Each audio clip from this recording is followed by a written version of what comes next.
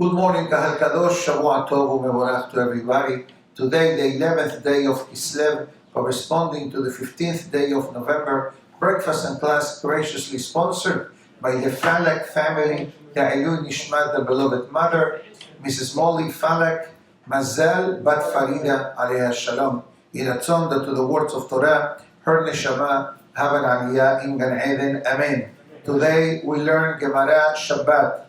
The Gemara of Shabbat discusses the benefits of celebrating and honoring the Shabbat properly. So we'll discuss the Gemara to see what does it mean, this exactly concept of Shabbat. We know well that Shabbat, it's basically the connector, the umbilical cord right here. The umbilical cord between Am Yisrael and HaKadosh Baruch Hu. As the Pasuk writes, Beni uben Bnei Israel od hi le'olam. The day of the Shabbat is a day of a covenant between Am Yisrael and HaKadosh Baruch Hu. Not only that actually, if we look at the creation of the world, every day of the week has a matching partner, with the exception of Shabbat. And Shabbat, it's one, and Am Yisrael is one, so they supplement each other. That's what the Ben Ish Hai brings down. So therefore, since Shabbat reminds us of how HaKadosh Baruch Hu, on the seventh day of Shabbat, rested, as the Pasuk writes, Ubayom HaShevi'i Shabbat Ba'inafash, so to speak. So therefore, we in a way, in our limited way as humans, we imitate the ways of HaKadosh Baruch Hu. For those that were here on Friday, we also learned, based on the Zohar Kadosh, that the day of Shabbat is not only that in the physical world we take a break from our mundane involvement, etc., or a physical and financial and technological, but actually what happens here, it creates a mirror image in Shamayim. So like in the planet Earth, on the day of Shabbat, thank you so much, Hazak Baruch, I needed it, thank you.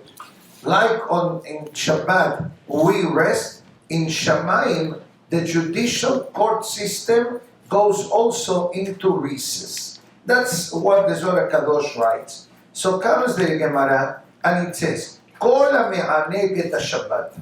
A person who derives pleasure from the Shabbat. Many of us look forward to the Shabbat. Sometimes I personally feel that Shabbat is too short. Especially now, the winter schedule starts early, but also finishes early. Okay? But there are some people, unfortunately, that, they look at Shabbat, God forbid, as a day of jail, right? As a day of restrictions, as a day of limitation. Chas v'shalom, Baruch Hashem. Okay, if you learn Torah, and you practice, and you have a bit of emunah, and you listen to Torah classes, so obviously the Shabbat is going to be a beautiful day. So comes the Gemara and it says, Kol ha'me'aneg et Shabbat, a person that enjoys and derives pleasure from the Shabbat, notnim lo mish'alot libo. The Gemara says, whatever you ask for, you will get. Now, this is not simple, okay? Because I'm going to prepare a list now. Baruch Hashem, whatever I need, I have. Right? Shene'emar. And where does the Gemara learns such a powerful statement? So the Pasuk says, Beitanag al Hashem, Beitel lecha mish'alot libecha. What does it mean? There are many ways of how a person fulfills a mitzvah. Many ways. Some people do the mitzvah because that's what they were taught. Some people do the mitzvah because they feel that they have to. Some people do the mitzvah because they are afraid if they don't do a mitzvah, Chas v'shalom, whatever they want, nothing will be delivered. But there is the ultimate level of doing a mitzvah, is not only doing the mitzvah with joy, with happiness, but actually doing the mitzvah of serving Hashem be'ahava. Ahava means love. Serving God out of fear or serving God out of love. So now, when you say Beit'anag al Hashem, and now you see the Shabbat is coming, you know the Gemara tells us that there was a great rabbi by the name of Shammai. Amen. Shammai will go to the marketplace Sunday morning. Yeah, you're still digesting the mahshi from Shabbat the day before, right? Or the kibehanda, whatever you have, the hamod. And then Sunday morning he will go to the marketplace to see if there was something interesting to buy lichbot Shabbat Kodesh. Every day of the week. Then he will go on Monday, the Gemara says. And on Tuesday, he spent a few moments, says Shabbat is coming, I need to honor the Shabbat. We are not different, by the way. In what sense? That yesterday morning, when we say Shir Shel Yom, the song of the day, after Uva LeZion, Tefillah LeDavid, what did we say? Hayom Yom Echad B'Shabbat Kodesh. Today, what did we say? Hayom Yom Sheni B'Shabbat Kodesh. Yani Shabbat finished a few hours yesterday before Sunday morning, and we already mentioned, Shabbat is coming. This is how the Hachamim, by the way, the Hachamim, the Ramban, Nachmanides writes that when you say this sentence, today is Monday of Shabbat, you are fulfilling a positive commandment of the Torah. Which commandment? Zachor et Yom HaShabbat lekadesho. Remember the day of the Shabbat to sanctify it. It's unbelievable. So, as the Gemara, there is a pasuk from Yeshaya Navi that we should know by heart because it's part of the Kiddush Shabbat morning. The pasuk says, Bekarata la Shabbat oneg. Call the day of Shabbat a day of enjoyment, a day of pleasure. As the Gemara, Bama me'anego. How do you derive or how do you create pleasure for Shabbat? So that you'll be surprised at the answer of the Gemara. The Gemara will discuss now the menu that certain Hachamim had a special in honor of Shabbat. For us, residents of the 21st century, that food is available everywhere and with an abundance of food. Okay, you go to a kosher supermarket, you want to buy fish, which time? You want to buy salad? Okay, go to the market and go buy salads. Which one? You want mabucha, tahina, hummus, eggplant, artichoke, tabbouleh. I can give you a list of 20 names, and I'm not a big supermarket shopper. I only go with my wife, gives me a list. I'm not trying to follow the list properly, okay? Right? I do that occasionally. Yeah, sure. Heaven help if you don't. Heaven help if you don't. I usually am a good listener, so sometimes I buy more things that are not on the list. So I said, why did you buy these? I have to support the economy. Anyways, usually stuff that she doesn't eat and I eat. Right. But anyways, so the Gemara says, Rabbi Yehuda bered Rav Shmuel, mishemed Rabba, betafshil shel teradin, listen to this, bedagim gedolim berashe shumim. They used to have this type of food that for us today, a big fish and garlic heads. Okay? Grilled garlic, you put it in the jar with olive oil, for example. Fish, many people today eat fish. Today you go to the supermarket, you buy fish, Lichvot Shabbat Kodesh, etc. So this, the Mefarshim explains here, that this was, in that generation, was a delicacy. Today, again, we take everything for granted. Okay? But in the olden days, you saw mamash miracles through the food, etc. Comes Rabbi Hiya bar Asher in the name of Rab, and it says, you don't have to go to have an exquisite 6 months age marble ribeye roast. Okay, that's something hashuv and expensive. Ella afilu dabar mu'at. Even something simple, but you did it lichbot Shabbat, harezeh oneg. There are many people who have this beautiful tradition that before they eat the food of Shabbat, you know what they say? Lichbot Shabbat Kodesh. I'm having this food in honor of Shabbat. You're not halachically obligated to do that. It's not a blessing. But you're just adding to what the Gemara says. So ask the Gemara, can you tell me something minimal, something basic that I do different for Shabbat? You'll be surprised. Amar Rapapa, Casa de Hardena. This used to be small fish, tiny fish. We can call it anchovies today, or sardines, come in a can. That's very affordable. And they used to fry them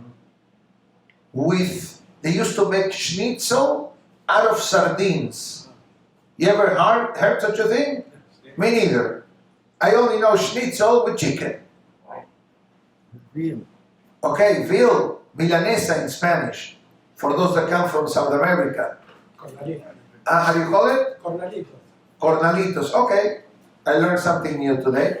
So this is the type of food. They used to take tiny fish, mix them with eggs and flour, and fry them. How much that meal cost? $3? $5? Yeah, in today's currency, a can of sardines cost you $2. If you want skinless and boneless, maybe a bit more. In olive oil, a bit of flour, a bit of egg, a bit of salt. Khalas, $5, you had something honorable in honor of Shabbat. Now, Amar Rabbi Hiya bar Abba, Amar Rabbi Yohanan, Kol המשמר שבת כהלכתו, אפילו עובד עבודה זרה כדור אנוש, מוחלים לו. Now the Gemara, from the food menu of Shabbat, now is discussing what is the zechut of observing Shabbat. Shabbat and Avodah Zarah are two extremes. Avodah Zarah means idolatry. Shabbat is emunah in Hashem. That's the difference between Shabbat, being a Shomer Shabbat, etc. When we say a person celebrates the Shabbat, a person honors the Shabbat, a person respects the Shabbat or observes the Shabbat, what does that mean? That basically, besides the limitations and the extra deeds or actions and ceremonial steps we do in honor of Shabbat, there is one silent statement that we are making. Emunah in HaKadosh Baruch Hu. I believe that Hashem created the world in 6 days, and on the 7th day, Hashem rested. Avodah Zarah, God forbid, idolatry, is the other extreme. Idolatry means that a person doesn't believe in Hashem, believes in a statue, believes in an idol, believes in a different types of belief. So can you imagine, God forbid, that a person, God forbid, is involved in idolatry? So how do you fix that sin? So it says in Gemara that a person becomes Shomer Shabbat. The antidote of idolatry is Shabbat. And the language of the Gemara says, who observes the Shabbat properly, according to the halakha, even if the person involved themselves in idolatry, like in the olden days, mohalim lo, Hashem will forgive the person. Shene'emar, Ashrei enosh ya'aseh zot, shomer Shabbat mechalelo. Yeshaya Navi says, great is the merit of the person who celebrates and observes the Shabbat from desecration. So the Gemara plays with the word mehallelo, means to desecrate the Shabbat. Mahul lo, it means to forgive him. Same letters, just change the vowels. Comes the Gemara even further, and it teaches us shemahul lo, shekol hashomer Shabbat, that a person that observed the Shabbat, even the person was involved in idolatry, the avon is forgiven. But before we go any further, I think that it is imperative that we remind ourselves, what does it mean to observe Shabbat? What does it mean when we say Shomer Shabbat? What exactly it means? Baruch atah Adonai Eloheinu melech haolam, she'akol nihiyah b'dvaro. Thank you. Now, besides the preparation for Shabbat, we're not going to discuss menus. Everybody, I'm sure, has a beautiful menu for Shabbat. The Gemara already writes in Masechet Betzah that whatever the person does in honor of Shabbat, Hashem takes care of the person. It's not part of the yearly income. Gemara in Betzah in the beginning of the second chapter, whatever you spend for Shabbat, Rosh Chodesh, Yom Tov, education to your children is part of an extra account. You have like a trust fund for all of these and special mitzvot. But so let's skip all that. We already learned in the past the importance, and I'm going to go very quickly to go where I need to get. The importance of the person getting ready in honor of Shabbat before Shabbat starts. Don't wait till the last minute. Be ready in advance. We also discuss the importance of a person dressing accordingly in honor of Shabbat. Meaning to say, the way you dress during the week is not the way you dress during the Shabbat. And Baruch Hashem, today in our congregation, and I'm sure many congregations worldwide, people are very conscientious of this concept. And you see that Baruch Hashem, people come dressed to the synagogue in honor of Shabbat, proper, respectful, the way it should be. All these steps of the preparation for Shabbat and honoring the Shabbat are relatively very easy. Who doesn't want to take a shower? That's one of the Gemara messages today. That in the olden days, they used to boil water in order to bathe themselves with hot water in honor of Shabbat. Maybe some of you remember that you needed to boil the water. Remember 80 years ago? 70 years ago, before I was born? Shabbat afternoon. That's it. My mother would take the three of us, put him in the bath. In the bath and boil the water in the kitchen, and that's how you had water to bathe in honor of Shabbat. So the Gemara says that at least if you cannot take a full bath, wash your hands, your feet, your face, private areas, etc. This is the way it was going back many generations ago. But there are three ways that observing the Shabbat it's applicable. We know the answer. Mahashava, Dibur, Maaseh. Mahashava means what the person is thinking of for during the Shabbat. And the Yetzer Hara gets you. Like it or not, the Yetzer Hara somehow. So our mission is to, build a wall, or the moment that thought comes, he says to yourself, it happened to me the other day, I was thinking of something, and from something came something, and something, I said to myself, hold on a minute. What are you doing? I was talking to myself. Okay? I didn't talk, I just was talking to myself in my mind. But I just read something, and my brain started to travel. Then you have Dibur. Dibur means the speech. What does it mean, the speech? Not how long the rabbi speaks at the synagogue. That's not an issue. I hope it's not an issue. Okay? But it means the topic of conversation between people. What topic do we discuss on the Shabbat table? Is the topic limited to something good, something of Torah, something of Kedusha, or suddenly a Shabbat meal becomes like politics and the stock market and cryptocurrency and investment, true, or sports? This is something that we need to be careful with. That is part also of observing Shabbat. Shemirat Shabbat, Shomer Shabbat, is not only, oh, my office is closed on Shabbat, I'm a Shomer Shabbat. That's beautiful. That is the first step that you need to do. But also in your Shabbat table, how is your Shabbat table? Is a Shabbat table or is a Friday night table? Do you understand the difference? What's the difference? Kedusha. Shabbat, Kedusha, Friday is holy. Beautiful. One second, one more thought. Then you have Ma'aseh. Ma'aseh means the actions. What do I do on Shabbat? What don't I do on Shabbat? By the way, the Menachem, which is quoted also in the Gemara, but it's a halakha that we all do. Friday night, Shabbat night, we say Kabbalat Shabbat, right? Lecha dodi likrat kala. Beautiful.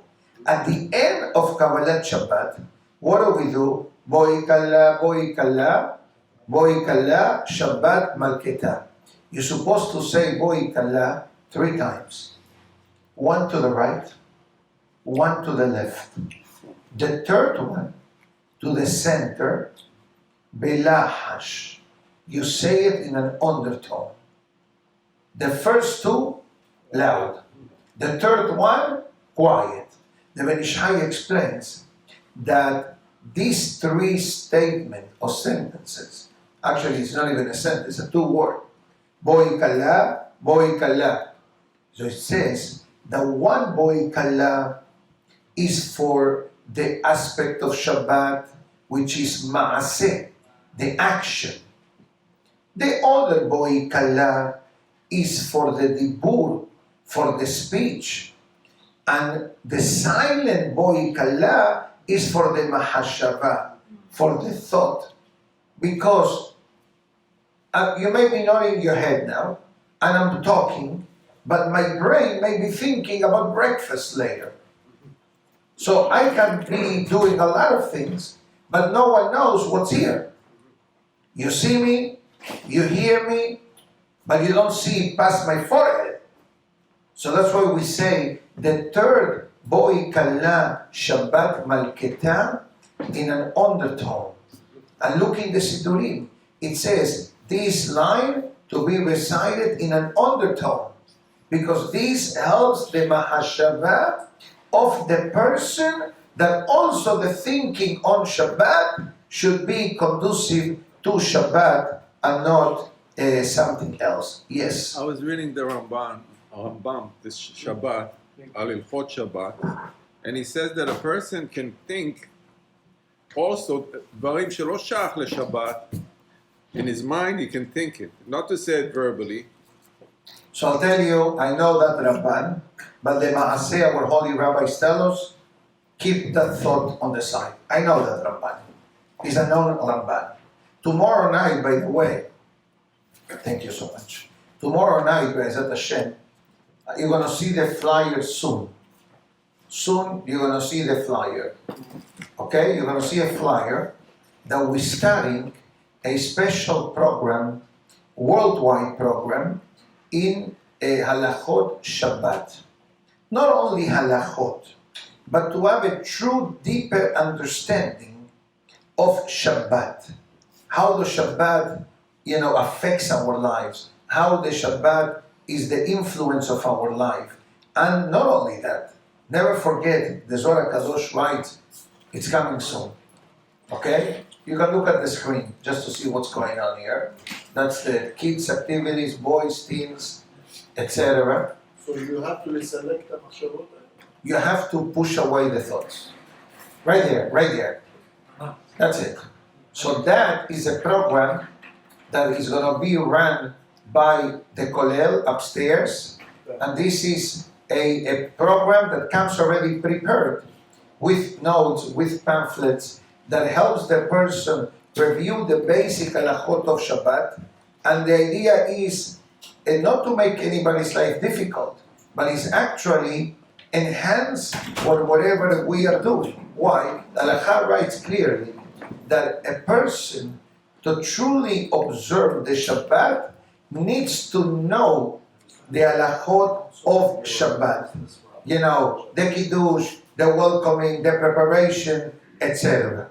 Every few weeks of this class, we'll have a test just to see that you really are understanding and digesting whatever you're learning. And at the end, you will get probably a certificate signed by Hacham Shlomo Amar, which is something very special. But you need to be ready to come. Tuesdays, we're starting tomorrow night. I'm giving the opening presentation of the program, Be'ezat Hashem, and then we're going to have 3, 4, 5 tables, 2, 3 people with a teacher. This way everybody is able to benefit a lot. If you have a table with 20 people like now, you know, it's difficult. You know, by the time everybody says what they have to say or make a comment to ask a question, the hour is gone. And the program is based on an hour once a week. So there is a lot of stuff that's going on, and take advantage of these Be'ezat Hashem. The Gemara goes even further, and it says that there were certain Talmidei Hachamim that they used to have peculiar traditions in honor of Shabbat. Now, I'm not going to ask the audience, what do you do in honor of Shabbat? I'm not going to ask you. You don't have to tell me. But we already learned that a husband, we learned this a while back, that a husband, minimum preparations for Shabbat is what? Set up the candles for the wife. Number one. Then everything else. You want to set up the table, you're going to go to the bakery, you want to buy flowers, you want to mop the floor, you want to do the dishes, you want to peel the vegetables. Whatever you do, it's all bonus. Sometimes your wife will tell you, no. Go back to the kollel, go back to the synagogue, go back to your office. Don't come home until, 2 hours. True story, by the way. You know me, huh? Our wife gonna like this program? We're coming with new halachot. Listen, you need to do something. Do it good. Let me ask you a question. You're in the real estate investment. How much due diligence do you do to invest $500,000 to buy a property? And I'm giving you a mild number. I didn't want to say $2.5 million. $500,000. How much due diligence do you do? You're going to buy a diamond. You're going to buy a watch. How much you do research? Let me read the Hachamim from Amazon, the different opinions, the reviews. I want the return policy. So if we do that for something that is materialistic, okay? So how much is one mitzvah? It is one mitzvah, but is the mitzvah that has the umbilical cord that connects us with the Kadosh Baruch Hu. And I'm not sure if I said something that I wanted to say. At least it was here. Now I'm going to bring it here. The Zohar Kadosh writes that the entire blessing of the week comes from the Shabbat. So sometimes people struggle during the week. You have deals in front of you, you have opportunities in front of you, and doesn't go through. Suggestion: enhance the observance of the Shabbat. Going back to your fear, we're not going to change your life. We're going to enhance your life. We're going to make your life more meaningful, and you don't have to come to your home and tell your wife, you're a Mehalel Shabbat, you do this, you do that, you can't go up to the Sefer Torah, you can't be a Hazan, you don't come for a minyan, you cannot take a dish. By the way, all these halachot are applicable for a Mehalel Shabbat. Menachem, calm yourself, please, Rabbi. Calm yourself. I only threw this on the table just to understand how important is the essence of this Shabbat. How important it is. So if you're going to learn how to do whatever you're doing in a better way, can only bring you berachot. I give you a suggestion. Come tomorrow night. Free admission. No registration fee. It's once a week, an hour. It helps for Shalom Bayit. Instead of going to a restaurant to smoke and to drink, come to learn Torah. Not a big deal. We all need to do it anyways. So let's see how this great Talmidei Chachamim, and you know why the Gemara makes such a big deal about the following statement? Because each and every one of them were stars in the Talmudic world. Have a great day, Shabbat Tov. Good seeing you. Let's start. Rabbi Habu. Rabbi Habu, what he used to do? It says, Rabbi Habu, that he was very wealthy. So apparently, he had some type of expensive furniture that he will use it only in honor of Shabbat. Costume made, Lichbot Shabbat Kodesh. Can you imagine? Now you're going to go to rooms to go, right? Or you're going to go to a furniture store. Give me a furniture store, whatever. I don't know many of them, but I know rooms to go. El Dorado, for example, right? Right? And you say to the salesperson, I need a Shabbat table. You think that I'm kidding? I did it. I told the fellow, I need a formal dining table. For Shabbat, he tells me. He said, yes, for the Sabbath and the holidays. He says, I know you guys spend a lot of money on that. I said, okay, I have a budget. Show me options. And actually, we bought it. Yeah, when I moved. Yeah. Anyways, and I had this kavanah in mind. I'm buying this in honor of Shabbat. And I don't sit there unless it's Shabbat, Yom Tov, or we have a special guest or occasion at home. The second one, Moshif Nura. This rabbi, and the Gemara highlights these Hachamim because they had help at home. They didn't have to turn on the fire. And turning on the fire is not like today, press the button, slide the button, slide your finger to raise the oven. Ta ta ta ta, Shabbat mode. No, manual. Rav Safra, okay, what he will do, so it says that he will clean the head of the animal in order to eat the meat in honor of Shabbat. Rava will smoke the fish in honor of Shabbat. Rav Huna, the candles, the way we discussed before. Rav Papa, wealthy rabbi from the Talmud. He's the famous one that every time you make a siyum, what do you say? Nachman bar Papa, Refran bar Papa, Tata bar Papa, bar Papa, bar Papa, Papa, Papa. Papa was a great rabbi from the Talmud, very successful financially, and he will sponsor every time that there was a siyum masechet, he will sponsor the seudah. Can you imagine the zechut? Unbelievable.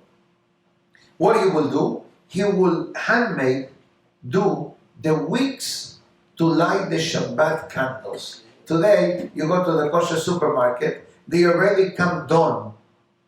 You buy already the floating wick, the cord, and the wick already done. Used to be a time you got to put it together and pray that the hole was smaller than the actual wick. Now it's ready. Remember that? Now it comes ready. So the only thing you need to do is open the bags Puede and Khalas.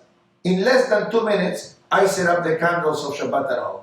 Everything is ready, what I need to do. Take the oil, take some water, line them up properly, quickly. Comes the Gemara further. Rab Hizda, Paris Silka. Rab Hizda used to chop the vegetables. Rabbi Yosef, Mesar Hesibi. They used to chop down the wood into small pieces so they would have constantly burning fire on Shabbat. Rahman. So, and there was another rabbi that used to take the vegetables, you know, like you do Israeli salad. How do you do Israeli salad?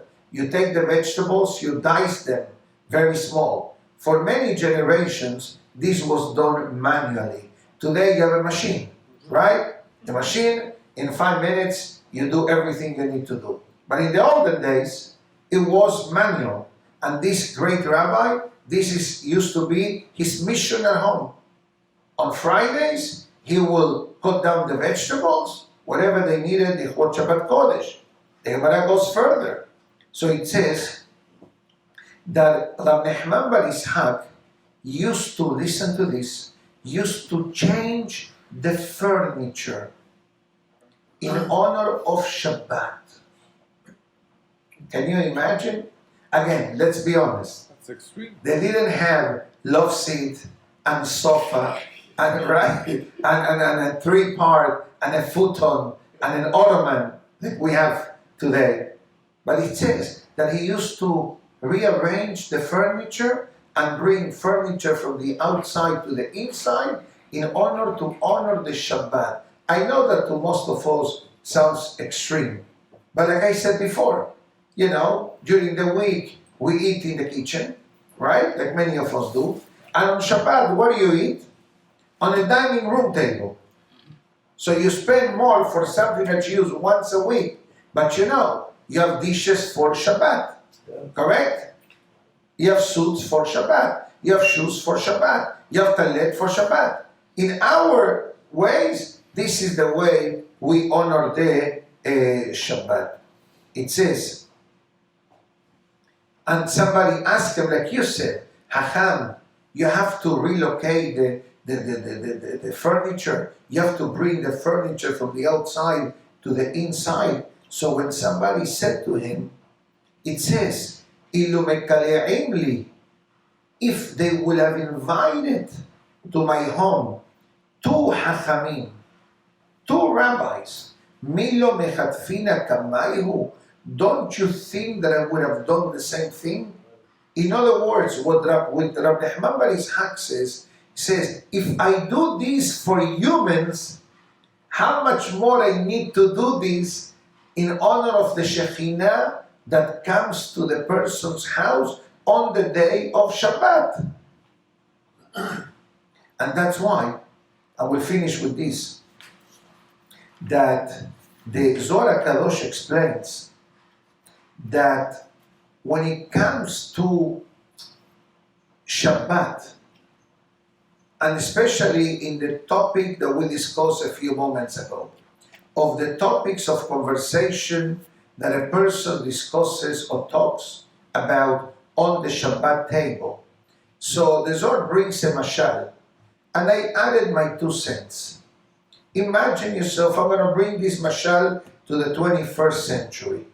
You invite someone to your home to eat Shabbat meal to your home. What is expected for you to do? To entertain the guest, to serve the guest, to talk to the guest, etc. But can you imagine that you leave the guest on the table by himself or by herself, and you go sit down in the couch, you put your feet heke like a big pasha, and you read the newspaper? How the guest will feel? How? Left out. Chazak u'baruch. You know what the Zohar Kadosh says? That's how Hashem feels when on the Shabbat table, topics of conversation are not conducive to the sanctity of the Shabbat. I'm not saying that it's easy and this Shabbat coming up, we're going to be super tzaddikim. But the Gemara is only creating an awareness that when we say that I'm enjoying the Shabbat, what exactly are you doing? Are you just eating? In other words, there are people who love the Shabbat because it's the only day of the week that they eat and drink better than any other weekday. And that's the way it should be. During the weekday, whatever you have, you eat. You don't force yourself to drink wine. You don't force yourself to eat bread, to make the katamazon, to bake kiddush. You eat whatever your wife makes you, you say thank you. Even if she made the opposite of what you wanted. You know the story of the Gemara that says that there was a wife that used to ask the husband before he left in the morning, what would you like for dinner tonight? Right, remember that story? And he says, okay, make hamburgers and salads, whatever, potatoes. He will come and she'll make lasagna for dinner. The next day, he'll ask her.